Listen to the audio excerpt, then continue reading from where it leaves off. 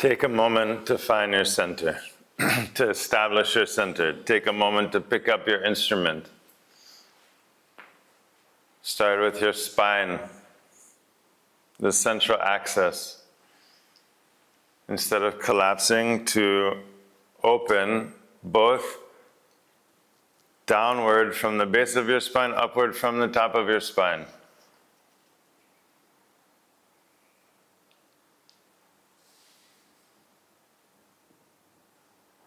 Then establish your center in your breath.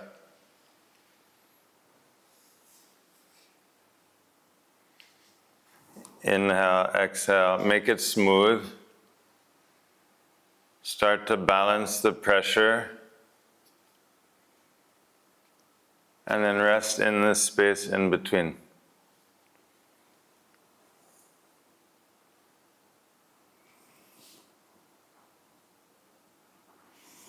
Then establish center of your mind.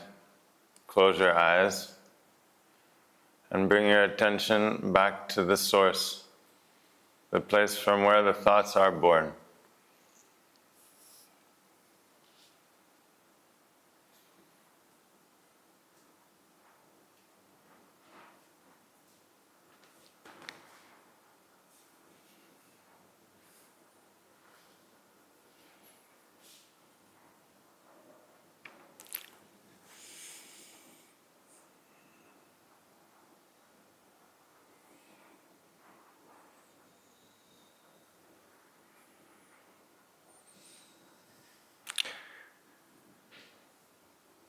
To be in tune.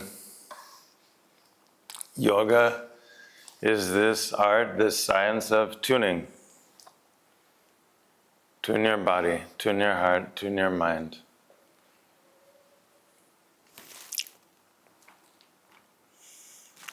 This in-tuneness, not like the musician, like the sports player, it's not through thinking, but through the flow, by cultivating that flow, that presence, that depth.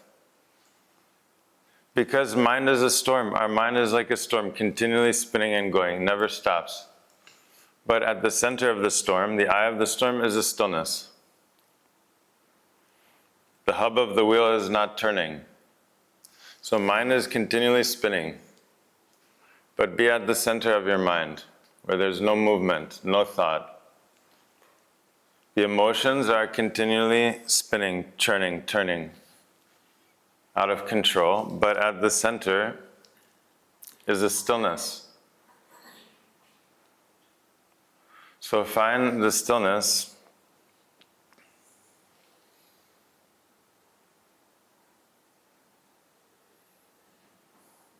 This is the depth.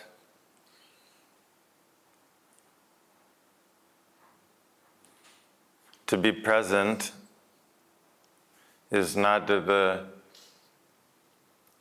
mind. You can't be thinking and be present at the same time. It would be like to be watching your phone and playing a sports game at the same time. How will you know it's happening? You're looking at your phone, watching this video, and on the sports field playing the game. How can you be present? So in the same way, to be present in life, you can't be thinking. Thinking is a distraction. Mind is distracted in the past, in the future, some expectation, some planning, something is outside, some meta level. But the sports player in the game is not thinking, is in the flow state. It's automatic. There's a natural wisdom and intelligence. So we're training that natural intelligence. Really, life is intelligence. It's not, you are not intelligent, I'm not intelligent, these cells are intelligence. I'm not responsible for this. The beating of my heart is intelligence. The seed growing into the plant is intelligence. So life itself, the expression of life itself is intelligence. That which is active within me is that same intelligence. So through this process of tuning, we're simply creating favorable conditions for that intelligence to express itself. The same, the food, you're not digesting your food. Not by thinking and some philosophy and something, you digest your food. You go to sleep. You regenerate your cells. This is natural intelligence of life. But we're living now a very toxic lifestyle, overthinking, overeating, continual stimulation and stress. And so there's, as a result, is blocked. The system is blocked. Physical body, the emotional body, mental body. So the practice is simply to reestablish the natural flow and tap into the natural intelligence of life, which you are. It's not separate from you. It's not something to acquire. It's the essence of that which you are. That aliveness, that spark of aliveness, which was in the embryo and through all the stages of life, that spark of aliveness which is in the seed, which gives birth to the whole tree and all the fruit and flowers, that same spark of aliveness within you.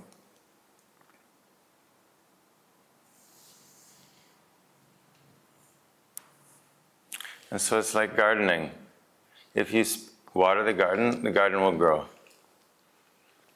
If you take care of your body, heart, and mind, you give proper nourishment each day, then also you will blossom, you will grow, you will flourish, you will evolve each moment, every second, not like once a month, once a week, something. Every second you're growing, every second you're dying, reborn, digesting, integrating.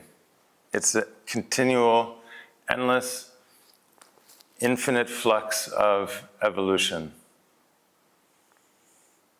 And so by giving a little bit of care and attention back into that which you are, and by the musician taking a little bit of time to train, to master how to hold the instrument. You have to learn how to hold your instrument properly. There's a proper way. At first it's uncomfortable. There's a proper way to hold your mind also. Right? Like to hold the sword. There's a proper way to handle the sword, to handle the gun. Now we're just like a proper way to hold a hammer. But now we're just flailing it all over the place, smashing everything. It comes into our smash everything. So train your mind, train your focus, train your senses, train your breath. There's a proper way to breathe. We're not doing it. We're not doing it. The same in sports. There's a proper way to hold the tennis racket.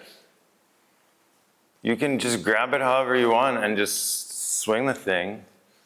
But if you have to play, if you're going to play every day, if you have to play every day, and there's some level of sincerity, then that's part of it. That's part of the joy of the game. So we have to investigate and see if there's any misunderstanding about the technique, about the position, the equipment.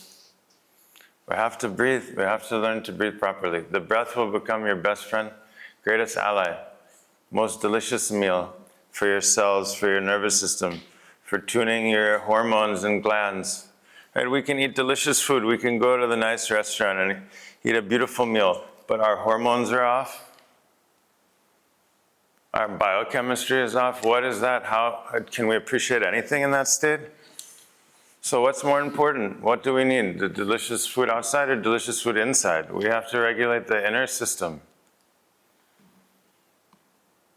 So breath is the key. All your emotions, tension, trauma, everything's stored in the breath. The confidence, willpower, everything is, you cultivate a beautiful breath, strong breath. Deep breath, real breath. Not a hiding, apologetic, like wavy, wavering, tentative breath. But make your breath awesome. We can do it. You can train how to hit a baseball. Keep smacking the thing. You can train how to breathe. Just do it again and again, and again and again. Automatically, it will become more skillful. Without forcing, through the daily practice, you can master. You're not mastering your breath, you're mastering the rhythm of life.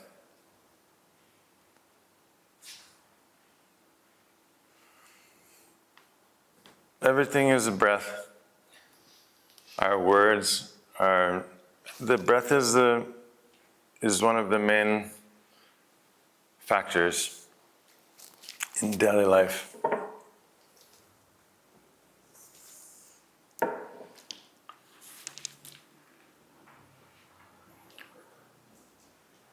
And so we were told that thinking is the best, but no matter how much we think, it's never enough. It's never, no matter how much planning, no matter how much comparing or contrasting or expectation or whatever, continually reframing and framing the past and the future, and still no contentment, never arriving. So we see that it's not, if it were possible, someone would have done it for sure by now. All these books and libraries and universities and studies and everything. So it's not possible to arrive through the mind, through thinking. You can arrive at the experience of love, of peace, through the words, through ideas, through definition. So it's through awareness. You have to taste it. It's not with the mind. It's not with concepts. It's not. But when you suspend thinking for a moment and you expand into a more receptive, open depth, sensitivity, then that peace is a vibration. Peace is a rhythm. Love is a rhythm. It's not an action. It's not a thought. It's not a word. It's not a condition. It's not a situation. It's the part of the rhythm of the universe.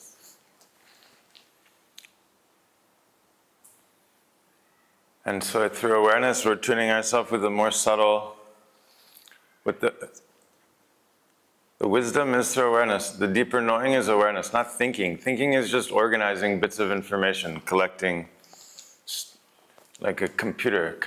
But the deeper knowing, creativity, and this revelation, all this insight and vision is through awareness.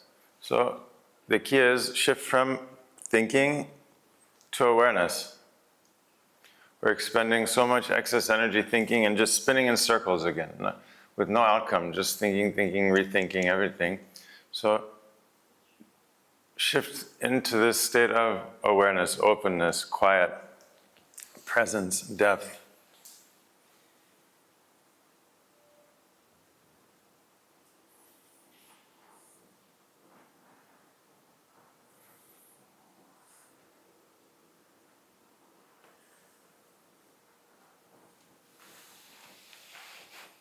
Thinking is for then and there, but awareness is for here and now.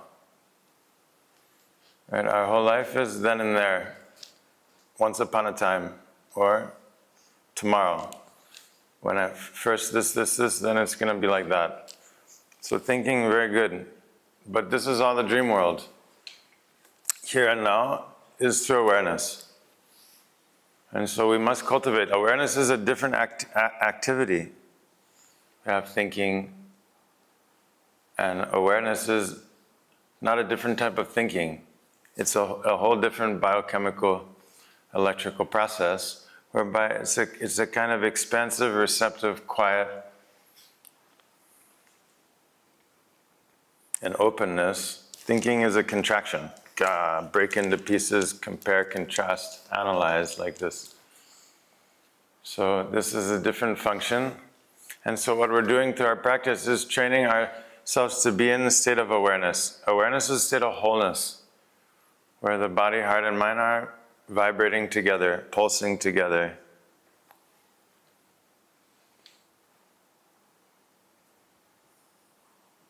Otherwise, we're trapped in an endless cycle of thinking and lots of self-judgment. Either not good enough or too good or anything, it's the same. So the key is rest in awareness, because there's no answer. It will never be enough. It's never been enough, it will never be enough. It's never been enough for anyone. To the mind, thinking, achievement, goal, success, all this. So this is why shift to awareness, then to be at home in yourself. This is enough each moment. And that will evolve and grow as it does. But it's not that only at the end of the rainbow that you get to enjoy that depth and aliveness and peace and joy, that in this moment already, it has to be here and now.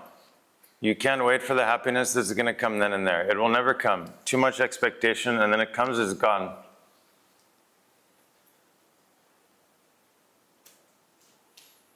So that's why we're training to experience that depth here and now.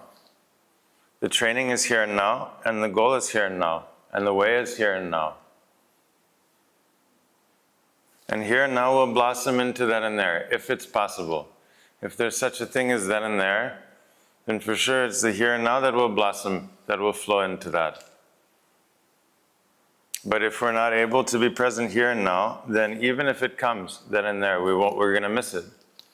You're going to miss it because always looking over there, always somewhere else. So this is why we have to tune, to train, to warm up, to be super grounded, rooted, present here and now. In your nervous system, in your breath, in your spine, in your inner rhythm, without any mental concept of knowing what that is. Same like the sports player, when you do the warm-up and training, you're in the zone. Can you explain what that means to be in the zone? Do you know exactly, you don't have to, it doesn't matter. So the same way the sports player is in the zone for playing the sport, we're in the zone for being present, grounded, being yourself in the daily life, without knowing what that means. Without any definition, to be yourself. If it's possible, it sounds good, it sounds great.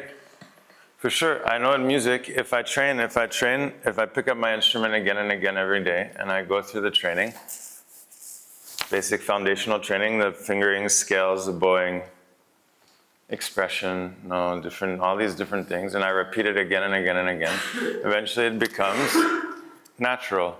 It's no longer uncomfortable, it becomes totally natural. Then when I pick up my instrument to play with the orchestra, whatever I'm doing, it will flow naturally without thinking, without overthinking and all this.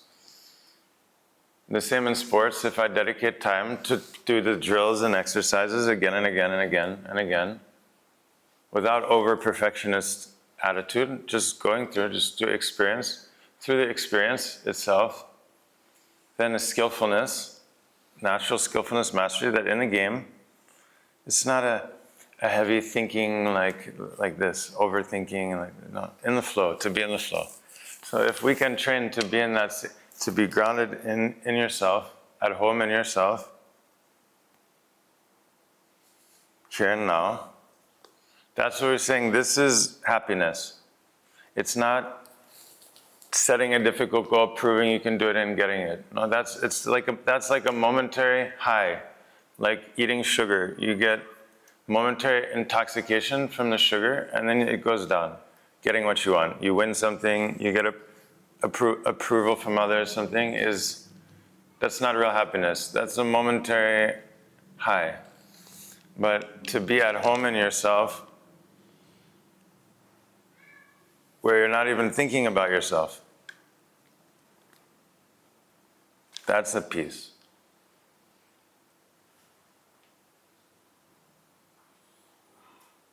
And so this is what we're cultivating, that depth. It's in the depth. If you could get on the surface, someone would have gotten it.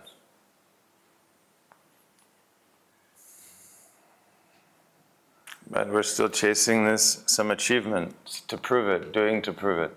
So for this, nothing to prove, just to slow down and come back into the center of your being, to establish that central axis in your spine, in your heart, in your mind.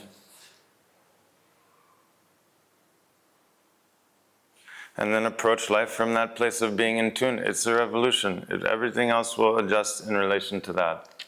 Relationships, with time, with the morning, with evening, with food, with sleep, with others, with self, with work, with everything. Because everything stems from that core level of tuning. If at the core level we're out of tune, then everything else is out of tune. If at the core level there's a sadness, a disconnect, whatever it is, then that's going to be expressed in every level. And so yoga is dealing with this most deep core level, which is not a religious thing. It's just a life, like a life, biology, electromagnetics, mechanics, engineering, chemistry, whatever. So if it's possible, it's great. We must try. If we could be more in tune, more at home, more at ease, more to be listen to our intuition and be grounded in our truth, more patient with ourselves and with others, that's miracle. That's miracle material for sure.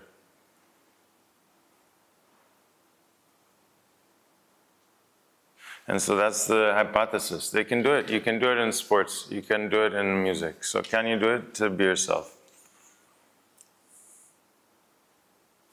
Question 1. What is consciousness versus mind?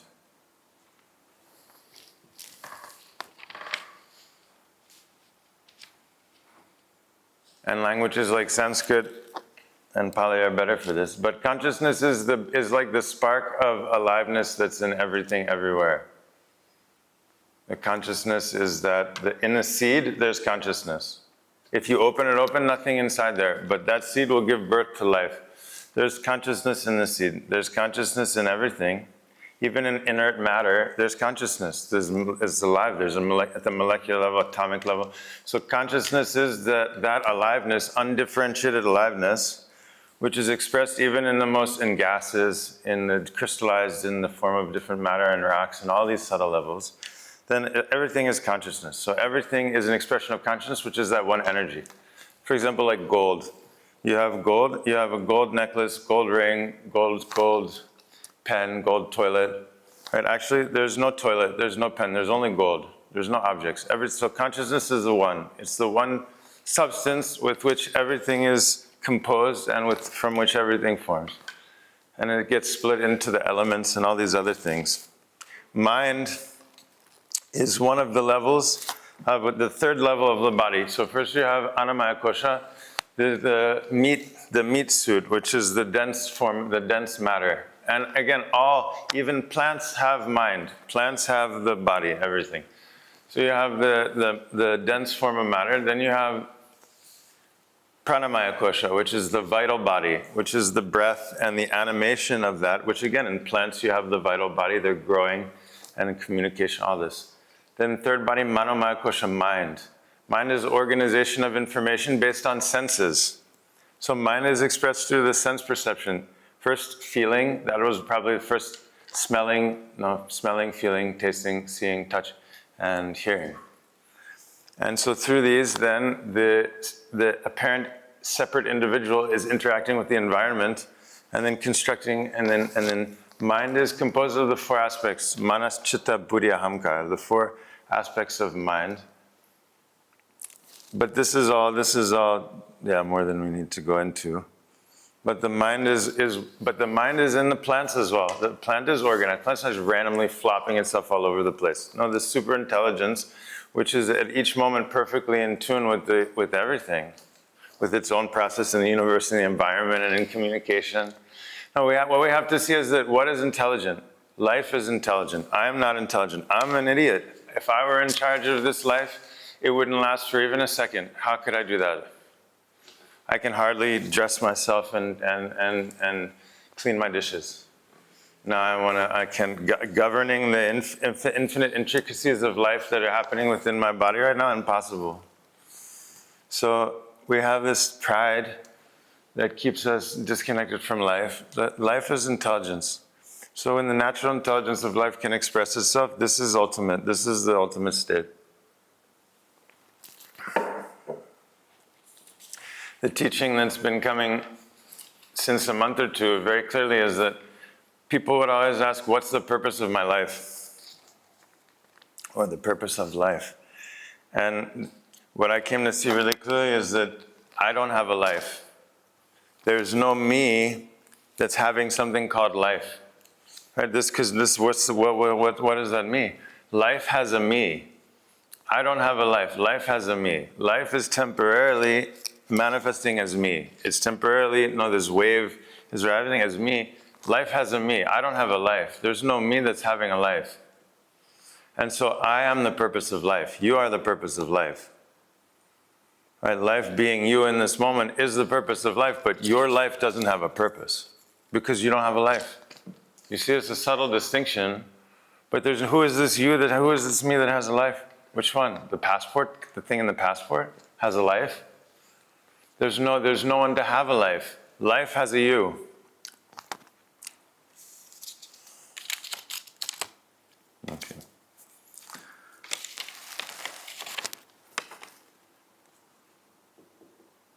When sitting in front of your Guru Amma, how is knowledge transferred? Yeah, so information is processed through the mind. Information, but knowledge, wisdom is transferred through the silence of the heart. It's like a transmission, like with the way radio waves are transferred through the receiver. You have to have a certain type of receptivity and digestion because it's an inner revelation process. Really, the real teachings are in silence. And sitting here, I'm sitting in front of Amma. Sitting on the sun and the beach, I'm sitting. Anywhere, wherever you are, you're sitting, because the Guru is not a person, but an aspect of it's like a rhythm of creation. And so when one is in that state of receptivity, then you can tap into that flow of wisdom, which is everywhere and everything. It's not only, like there are certain transmitters, like you have a power station, and there's a certain place where there's a lot of power coming through. This is the sages and enlightened masters. But really, if you have the sensitivity, you can access and tap into that anywhere, anytime. And so that's what the practice is, this what we call the alchemy of yoga, refining your nervous system, your glands, your senses, your cells to be more receptive to this, the power of the universe instead of getting caught in all the trash. We're living now, it's all fully toxic. Everything, all the advertising, it's not advertising and all this, the food, the air, the water, relationships, everything has become very polluted, very lying, cheating, stealing, all this kind of thing. Very fake and empty, everyone and so we need that deep nourishment.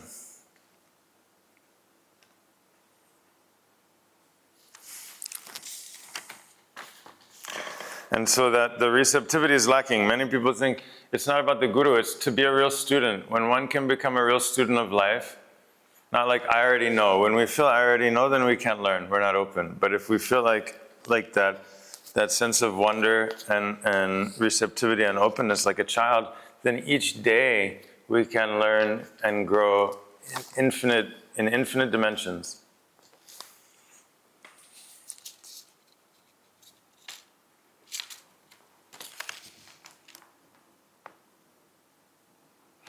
And I should say that when in the presence of the sages, it brings about a kind of inner cleansing and cleaning because the wisdom's already within us. We're composed of that. And so it's because of all the other toxic stuff that it's not shining through. So when we wash the clothes, then naturally that light shines through. And so it's not that we have to get something. It's not like there's an information we have to get from someone or something like that. Your very essence is that. But it's this practice of cleansing practice so that natural light and wisdom and intelligence will express itself and shine through. So a big part of it is a inner cleaning practice. I'm disappointed with my husband constantly. How to deal with that? How can I see him as good enough?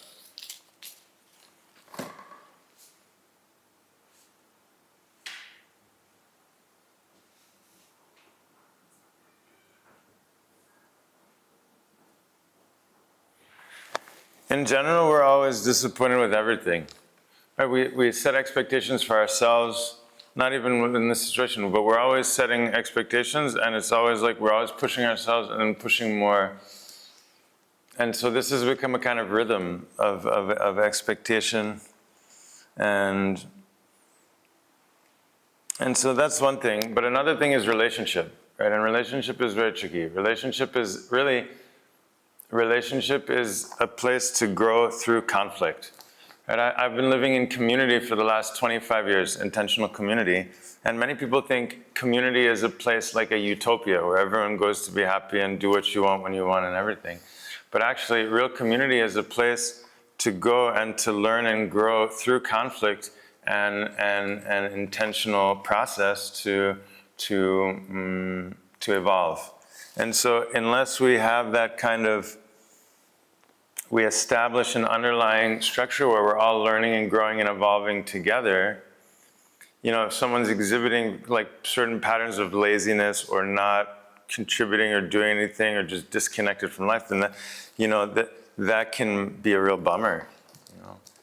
And so that's why it's more like establishing certain foundations of how to live and the environment we want to create as a relationship, and then holding one another accountable and finding ways to do that in a way that is going to uplift the whole, you know what I mean? Or it's not working and it's just something's got to change. Sometimes that's a thing too.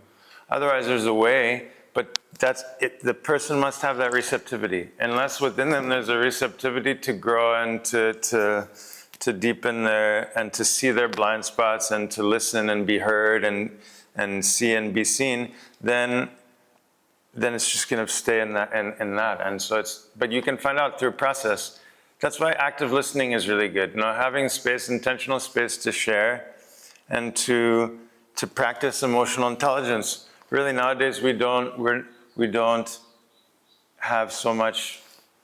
It's very difficult to have a dialogue and to express ourselves and our boundaries and to share and to love and be loved. We have different love languages.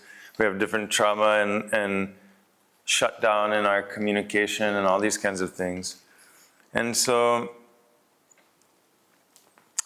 holding it in will never work though. So we have to find a way, some way to have some safe communication from a place of love. I mean, if there's still love, if there's still real deep love, then if you approach it from that place, even not knowing the right way, I don't know what to do or how to say this, but this is what I'm feeling. You know, this is what I'm seeing. How can we work this? You know, but the key is that to find a way to create some open dialogue and communication. And on both parties, there needs to be a willingness to learn and to grow and to evolve. Because some people, they get stuck in some heavy tamasic thing spinning out. And so this is also part of the growth. And it's not like everybody gets the best optimal situation every time and everything, like the best job, the best children, the best, and so we're all, part of the problem is that we have this Disney idea of everything works out in the end, and so we're pushing these underlying subtle expectations on everything and everyone, and caught in these diatribes and these stories.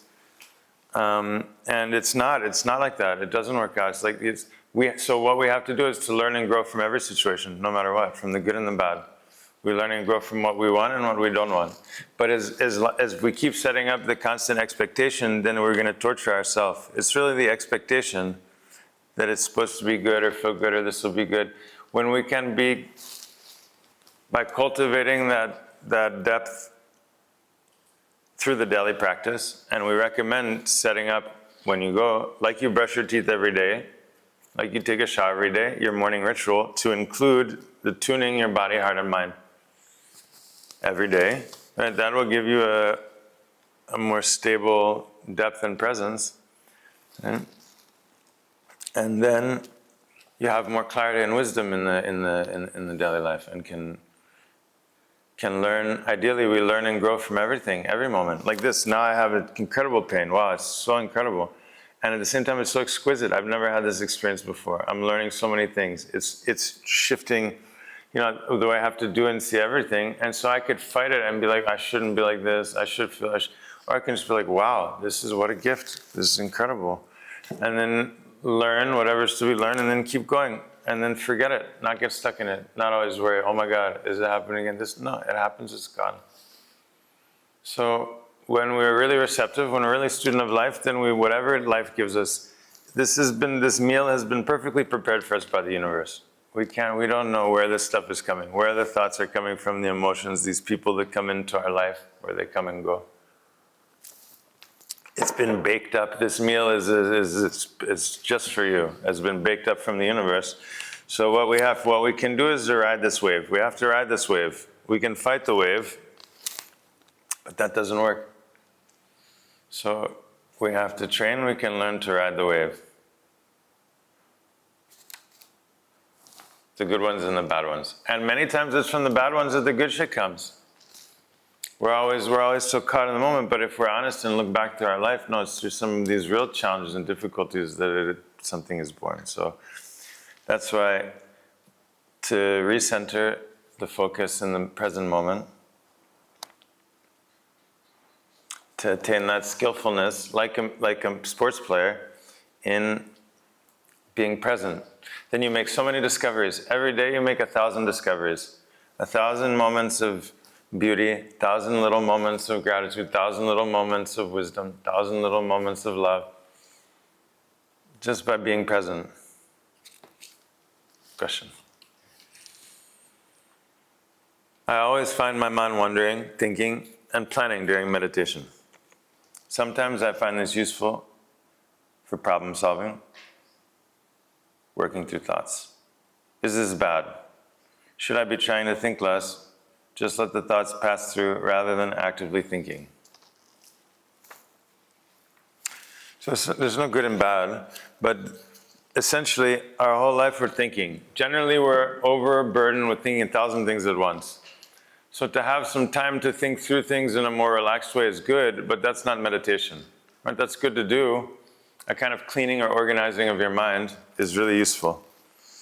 But even more useful is that at times, and it doesn't have to be long, 5 minutes a day, 10 minutes a day, it's like a turtle. You pull everything back into the shell, you go back into the seed. Like imagine you're a big, big mango tree, and all of a sudden, you collapse back into the seed. Just for a moment, right? And there's no sense of time, of space, of body, of thought. To be at that level dissolved.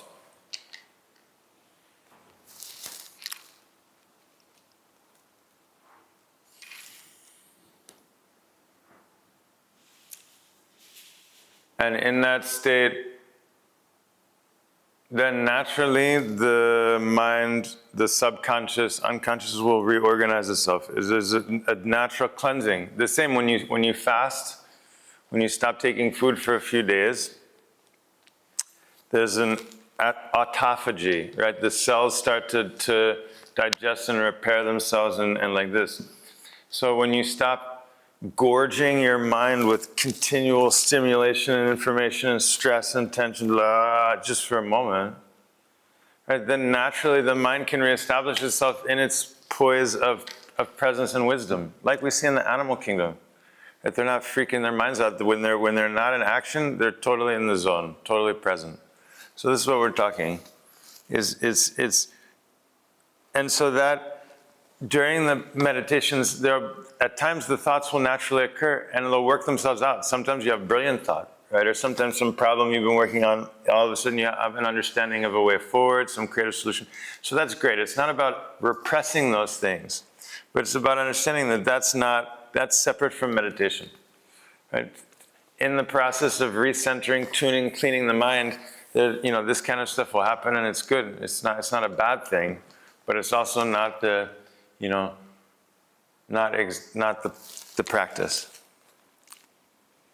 In general, some people say, "Oh, I feel so sleepy during meditation," and it's true. In general, we're all overexhausted, completely overcharged with so much stimulation, and sleep. Many people have difficulty sleeping. And so when we close our eyes, what we're used to is, that means sleep. So it's natural at first.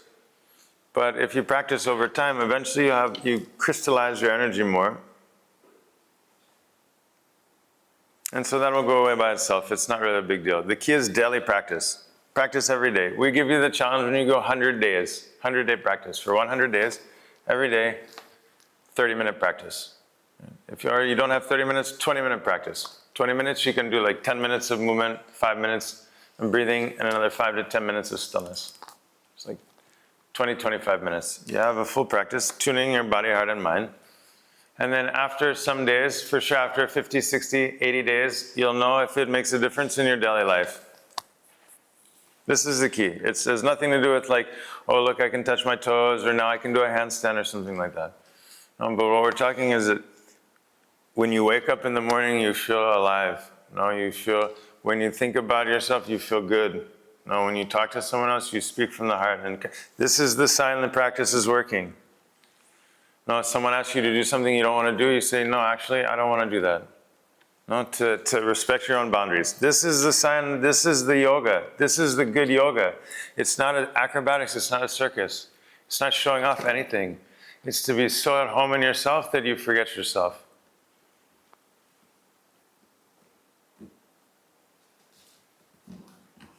Then each moment you're living yourself. Each moment you're living your truth.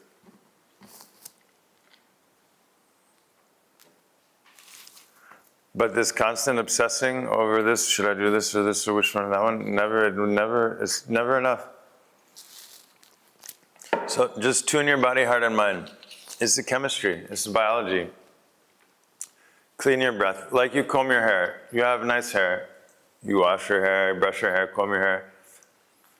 Make your nervous system beautiful like your hair. Make your breath, your nervous system just as beautiful as your hair. For sure, it's going to affect your life, probably more than your hair. The hair is just approval from others. We do everything on the superficial level. Clothing, the face, the hair is for others. But for the quality of your life, no, I'm telling you, your spine, your nervous system, your breath. So that's the hypothesis. You can take whatever fits, take it. Whatever doesn't, drop it. It's not important. Who is your favorite cartoon character? I love all the cartoon characters. I don't know, myself. I guess myself. I'm the cartoon in this. We're all cartoon characters of ourselves in our minds. You know what? I really hate the modern computer thing with the way those look as compared to the old ones that were drawn by hand. I can never get over the how round and fake it looks and everything like that. And when they did like for example, Inspector Gadget, and when they redid it, and it's like, oh, any of those, it makes me want to throw up somehow. Something is so.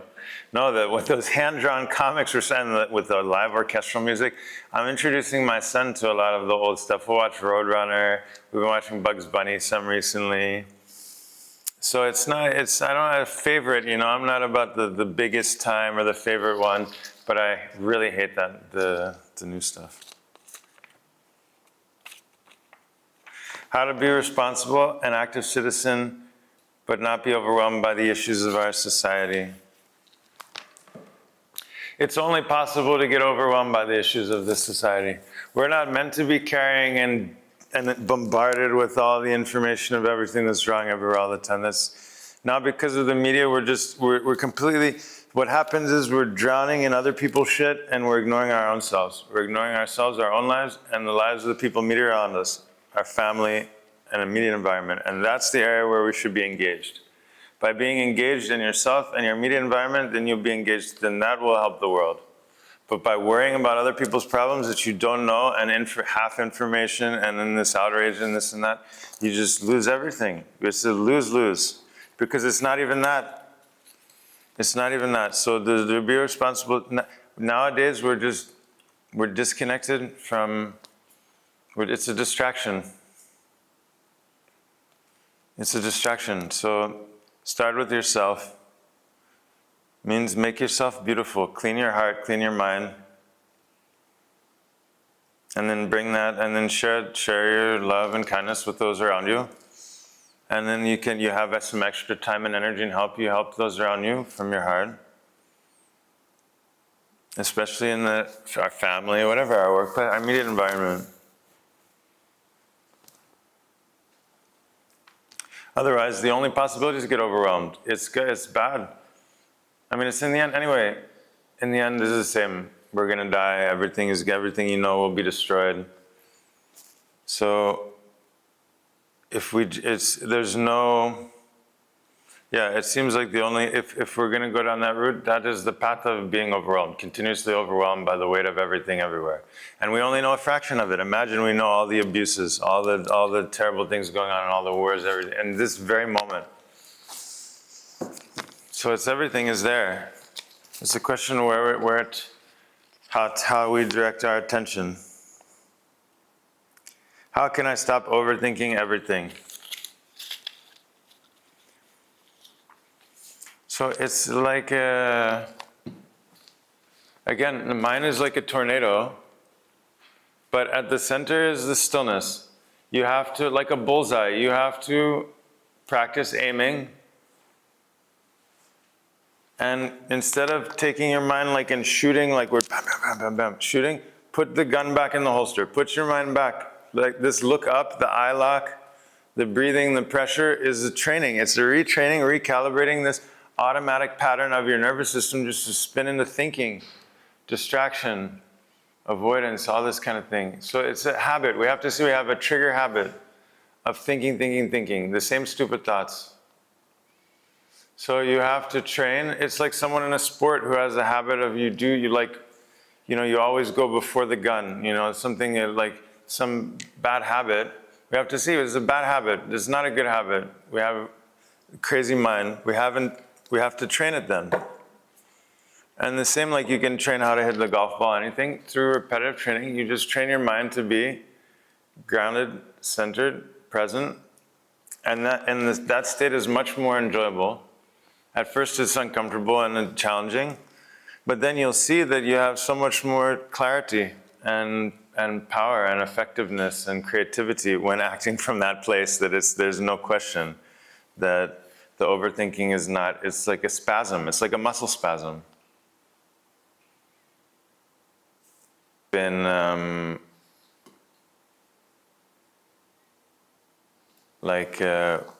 We consider that's been like the natural way right now, but it's not true. That's not the normal functioning of mind.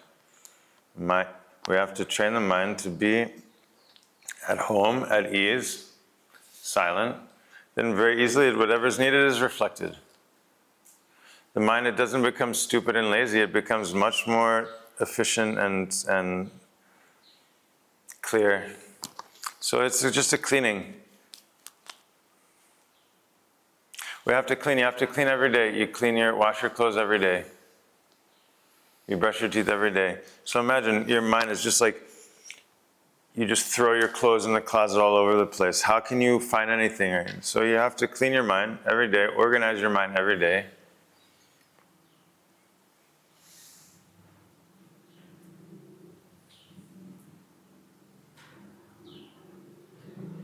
Maybe it works. That's what we have to see. It makes sense.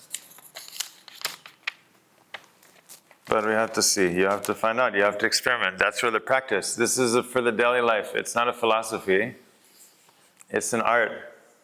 It's an art. To be yourself is an art. There's an art to being yourself.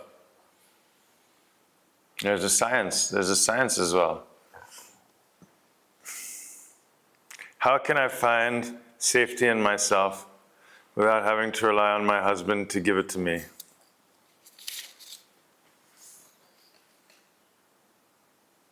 Yeah, that same thing. Through the daily practice, you establish your roots like a tree, that the central tap root. You have to become so deeply rooted in yourself, in your body, in your heart, in your mind, in this present moment. It's a kind of calibration, like a compass, where you are now established this foundation of wholeness, of presence, of depth. It's something you can feel. It's not, this is something, everything else we do is for approval from others. This one, others maybe can't even see it. But okay, now I'm at home in myself. A lot of times we're faking. Everyone's like, oh, you look so happy, but inside I'm crumbling. I'm miserable, I'm sad, but I'm hiding it very well. That's not what we're talking about. We're talking about inside, it's so fucking beautiful. Right? It's because it's just a piece, it's clean. When you wash your clothes are clean. You have that experience. You have nice sheets. So make your cells, your organs, your blood, make your heart, make your mind clean like that. You don't have to pick through the trash. You just wash it and then rinse away the dirty water. The same way you don't have to pick, we don't know who has time to pick through all the trash in our mind, all the trash in our hearts.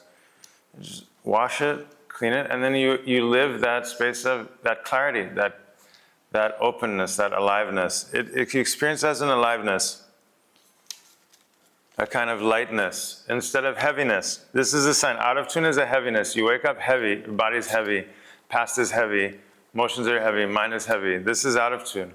So in tune is a lightness. Just light. When this light moment, you just flow. You don't get caught in the thinking.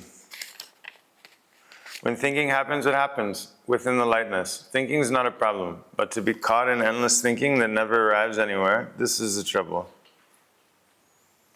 Is 10 minutes of meditation a day enough? Yes, but I think you need the movement, breath, and stillness. So I would say 20 to 30 minutes, 2%. 30 minutes is 2% of 24 hours. You have 100%, every day you have 100%. Right, so we're saying take 2% of that 100 and invest it back into yourself to nourish your body, heart, and mind, to awaken your body, heart, and mind, to clean your body, heart, and mind. So 30 minutes, 30 minutes. So in 30 minutes you have 10 to 12 minutes of movement, which essentially is a meditation, which is breathing. Then you have 5 minutes breathing, then 10 minutes of meditation. So that's it, 10 minutes. Yes, 10 minutes. But as part of this whole recipe, this whole process, and then you repeat again and again and again and again. Like you brush your teeth and you take a shower before the day to prepare you for the day. In the same way, you clean your body, heart, and mind through this practice. You start the day warmed up, in tune, and on point. That's the hypothesis. Do you have to see? Does it work? It's part of the daily hygiene. It's not enough just to brush your teeth. Brush your teeth is great. But if your heart is like oozing pussy, like full of wounds, then we put on nice clothes, but again, that's only on the surface. So for sure the hygiene is not just superficial level. We have the hygiene, emotional hygiene, mental hygiene, spiritual hygiene. So we're saying, make it part of your daily rhythm to water your garden, to nourish your body, heart, and mind. It's a joy, really, it's not a chore. Life is a chore. It's a chore to commute to work and do these things. To be yourself, to awaken your heart, to tune in with your cells is not a chore. It's not it's a divine gift. Question: do you believe that everything in your life happens for a reason, and everyone you meet is either meant to be in your life or teach you something? It's true. Everyone is your soulmate. Everyone you meet is a soulmate. Everything, every moment is you can learn. That's the word we're saying. Every moment is perfect for you. You can learn from each moment.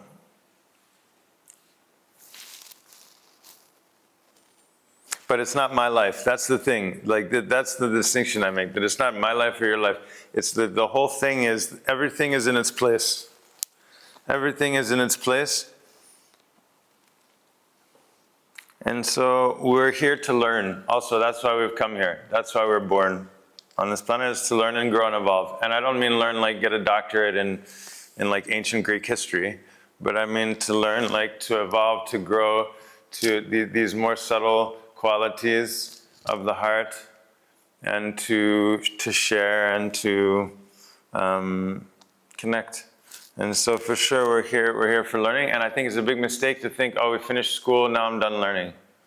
Or that the classroom is only sitting in a desk with chairs and tables and pencils, everything.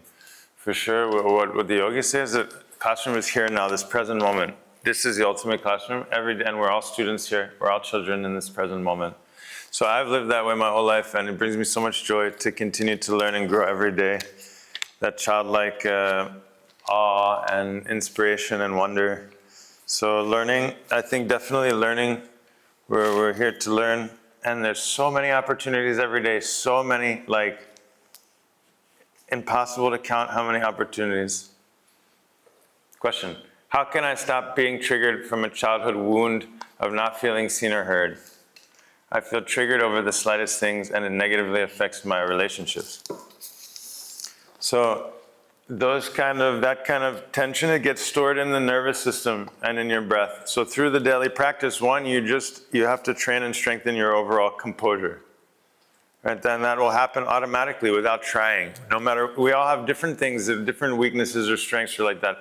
So through the practice, it's improving the overall tonus, right? To be in shape, then everything just kind of comes along with that. So one is first just releasing that energy, that story from your nervous system, from your pattern, from your breath, and getting more established in your power, in your center.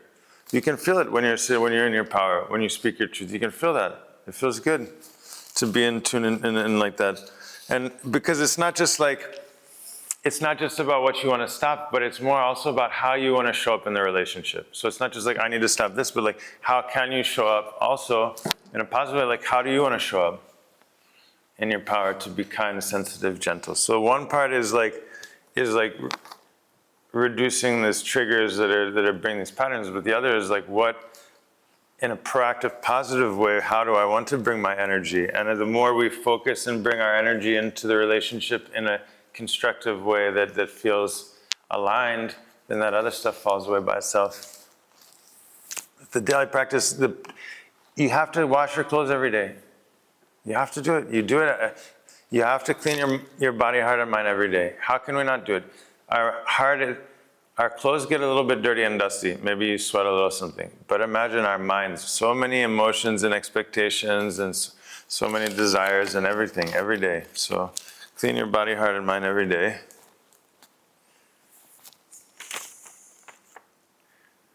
How to let go and stop caring how other people perceive you.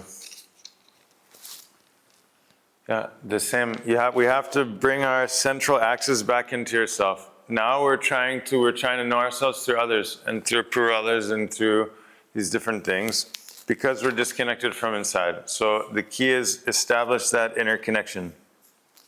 In your breath, to feel it, to know that. It has to be palpable. You have to feel that aliveness within you.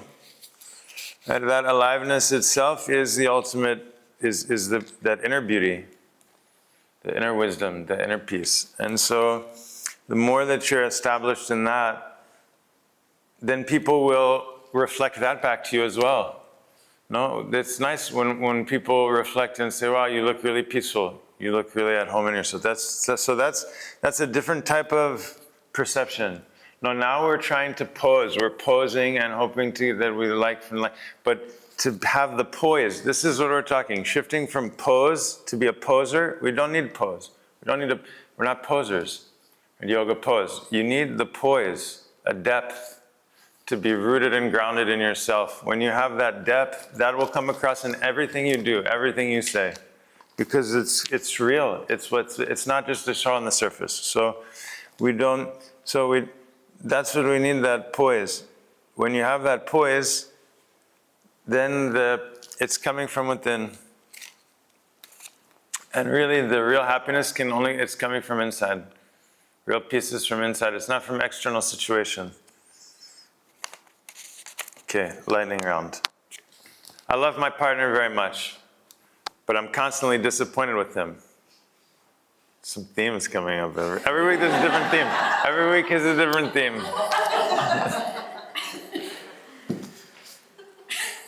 All females. Every other thing he does, I find, is not thoughtful enough, not caring enough, not thorough.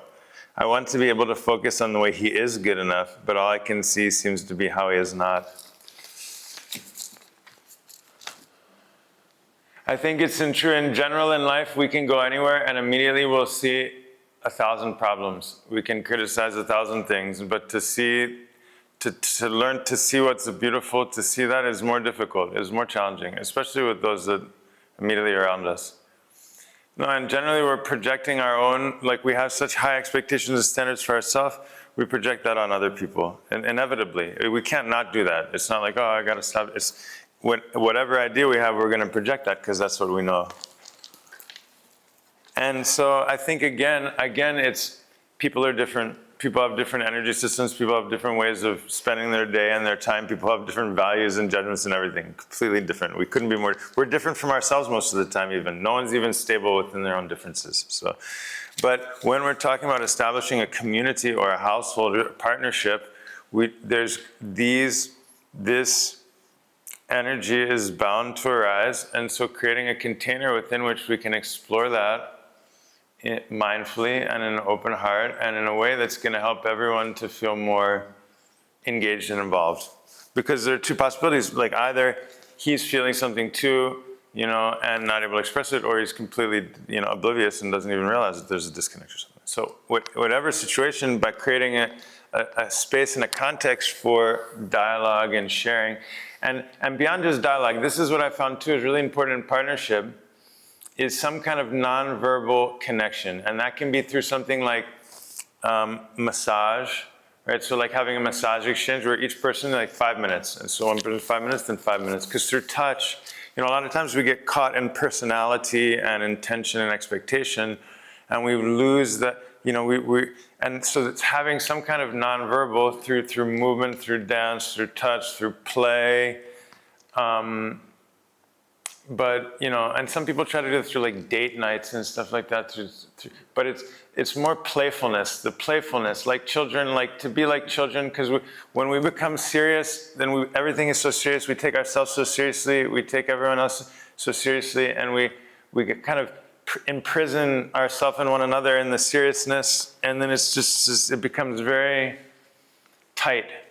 And so the playfulness, really, playfulness is the key to aliveness. And so finding playful ways to and also having, and then as a counterpart, having space to really honestly and openly discuss these kind of feelings and see what kind of ground there is to explore that, because it'll be growing for both. It's always good for everyone. And then if someone's completely unwilling to engage in the process, then it's a different story. Then that raises other questions. But this is inevitable. It's inevitable to have this kind of thing in relationship. In relation to ourselves, in relation to in relation to our children or our parents or something. Right? This idea, again, we have to get out of this Disney idea that it's going to work out. Or it's going to work out and happy ever after. Like it's not. It doesn't say that anywhere, Okay. What is the significance of the two individual, okay.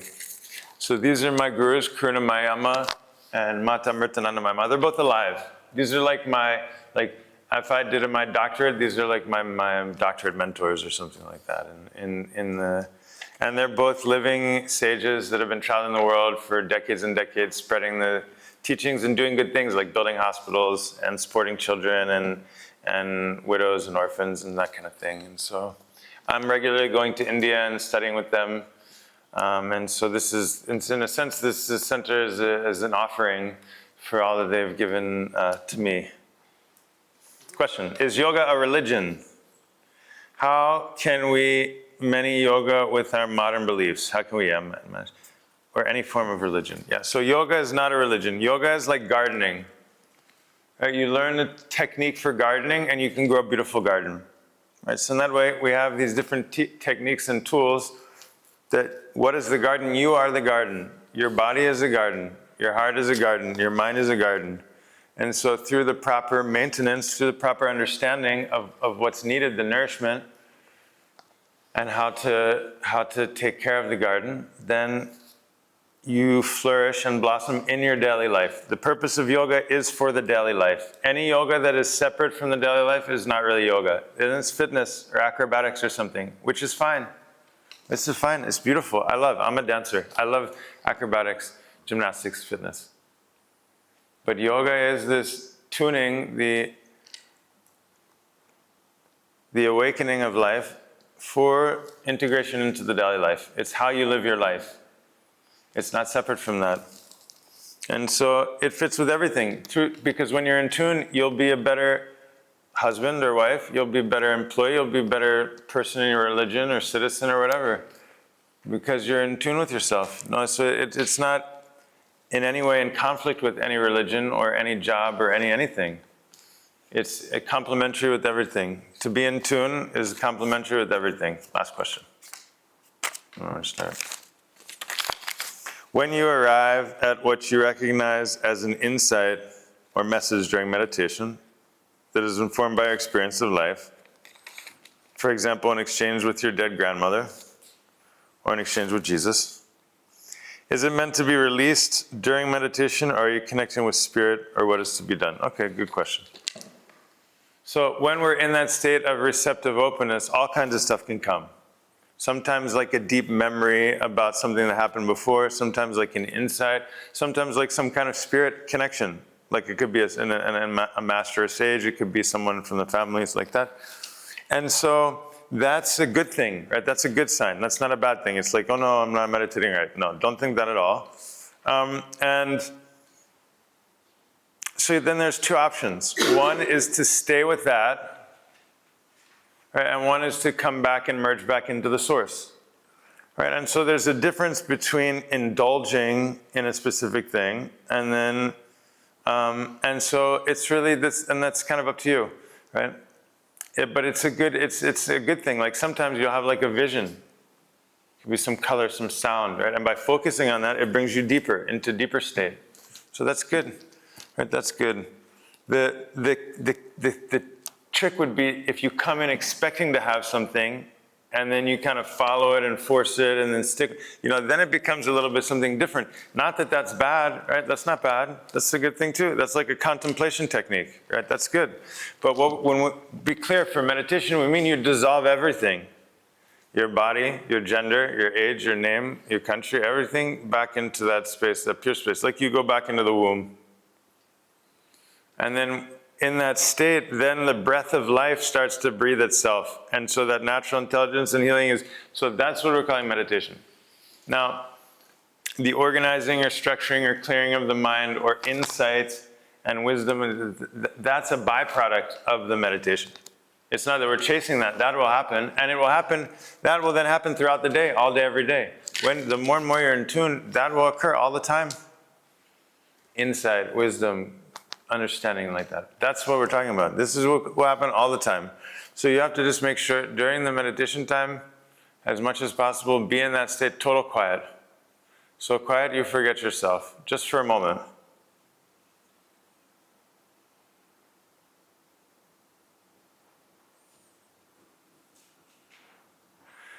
And then through that depth, there's a kind of digestion or integration or receptivity that will flow through your daily life. And so we shouldn't expect, this is also a mistake. Many people expect the meditation is supposed to feel good, and if it doesn't feel good, then it's not a good meditation. No, it's not like that. Meditation is a fire, like a purgatory, right? And so it's like you burn in that fire for the 10 or 15, 20 minutes, so the other 23 hours a day you feel cool. Right, get it over with, like all that, like just burning it, right? So let the meditation be challenging, but let our daily lives be easy, right? Let our daily lives flow. Let our relationships be smooth. So in the meditation, so it doesn't matter, that's not the point. Sometimes it'll be blissed out. Sometimes it'll be like, it doesn't matter. The real work is going on beneath the surface, at subconscious, unconscious level. You don't even know it, you can't know it. So don't worry about it. You don't need to be good at meditation for meditation to be good for you. It's not about being good at it. There's total misunderstanding. Meditation is good for you. Whether it feels good or whatever, it's not the point. Sometimes it will feel great. But the way you know is because you see in your daily life. When you wake up, you feel more creative, you feel more alive, you feel more like you're free from all the bullshit in the past. That means the meditation is working. That's the sign. That's the greatest thing. Who cares what happens during the practice? There's nothing to prove, right? It's not like, oh, look, I can meditate. It's all about your daily life. The whole yoga is about your daily life. It's not about showing off a yoga practice. So please, if anything you take from this, the point of yoga is not to be good at yoga. The point of yoga is to be fully yourself without knowing what it means to be yourself. Take a moment to be quiet. Come back to center. Keep coming back to center because there's two choices. Either you're in tune or out of tune. Either you're centered or uncentered. There are 1,000 ways to be uncentered. So just bring yourself back to center in your spine. in your breath, in your mind. Like focusing the camera lens. Now sharpen the focus.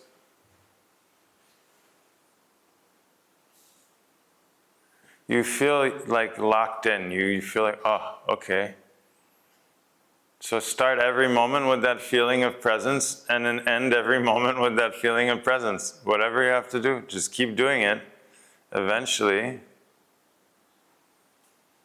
you carry that depth and presence with you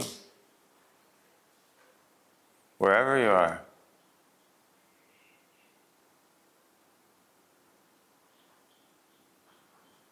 It's not a pose. Yours isn't posing. This is a poise, a depth.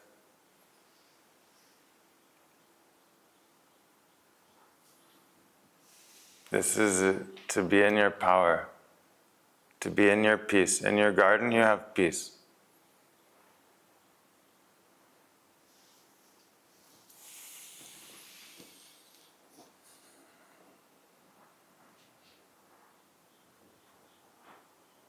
We'll close chanting Om together one time. Inhale deeply. Om.